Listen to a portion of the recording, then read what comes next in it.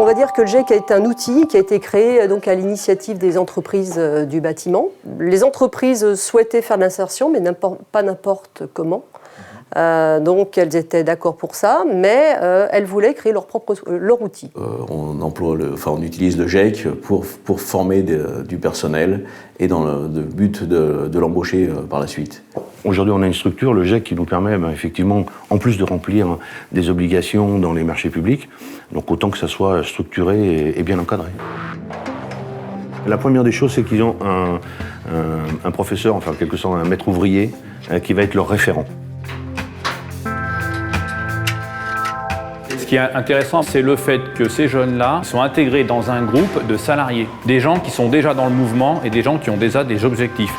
Ce qui est important, c'est de leur faire se projeter dans leur propre avenir en voyant un petit peu ce qu'ont fait les autres avec leur apprentissage. Donc c'est à la fois un outil pour l'insertion, mais un outil aussi pour trouver des jeunes.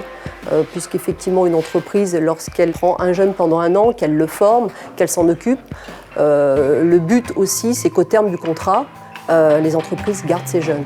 C'est ça surtout qu'on essaye aussi de leur dire, c'est qu'on peut vraiment partir de bas de l'échelle et d'évoluer si on est courageux, si on est volontaire, si on est motivé. Donc c'est vraiment une chance pour beaucoup.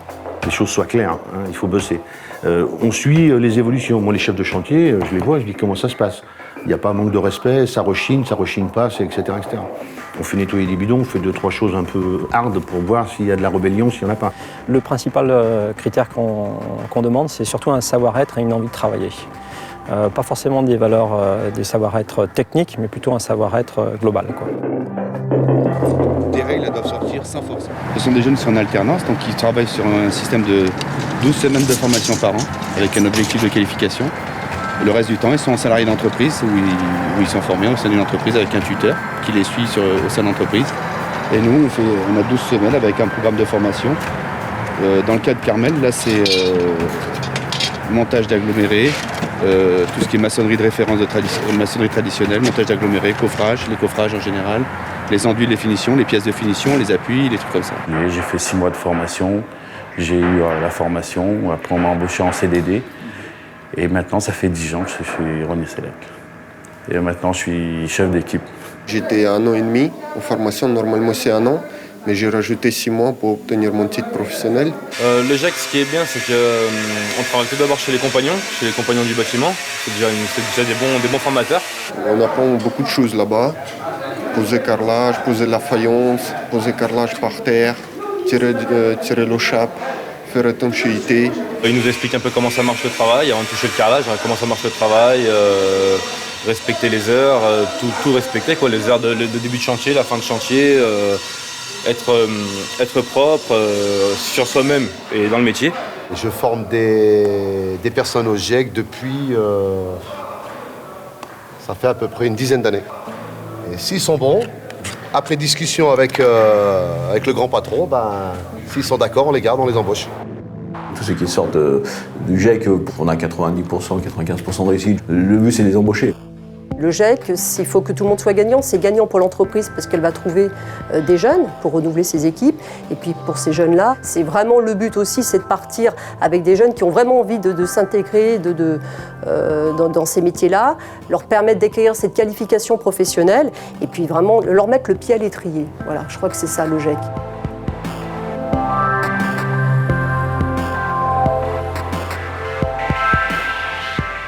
Chez nous, on essaye de faire évoluer le personnel.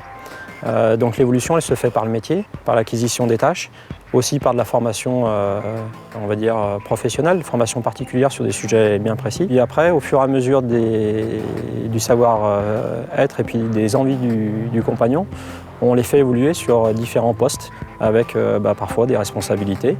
Ça a bien réussi, quoi. Aujourd'hui, je suis embauché, chef de chantier, tout ça.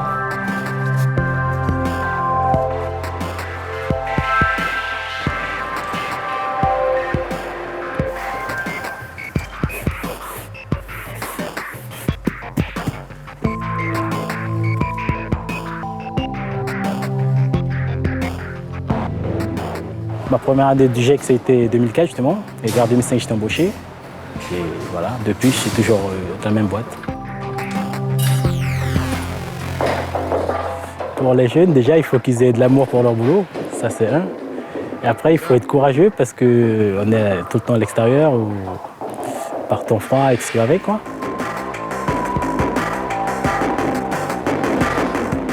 J'ai démarré tout seul, un gars, 2 gars, on se retrouve aujourd'hui avec du personnel et puis voilà, donc un peu le parcours du chef d'entreprise maintenant.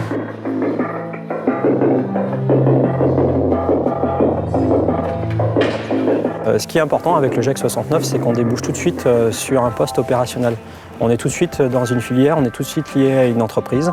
Donc on est vraiment sur une filière et un apprentissage concret, avec un métier et une qualification à la fin de cette période d'apprentissage, vraiment qui débouche sur un métier précis. L'apprentissage du métier, c'est aussi l'apprentissage humain et c'est aussi quelque part un moyen efficace de conduire son propre parcours. Entre 70 et 75% des contrats qui arrivent au terme et qui ont validé leur qualification professionnelle sont gardés au sein des entreprises. Aujourd'hui, vraiment, notre meilleur personnel, c'est le personnel qu'on a formé à l'intérieur de l'entreprise. Le suivi social et professionnel, il fait demain un républicain, quelqu'un qui vit dans la République beaucoup plus facilement. Donc on a un rôle à jouer qui est important et je ne pense pas qu'on doit rester simplement dans notre entreprise.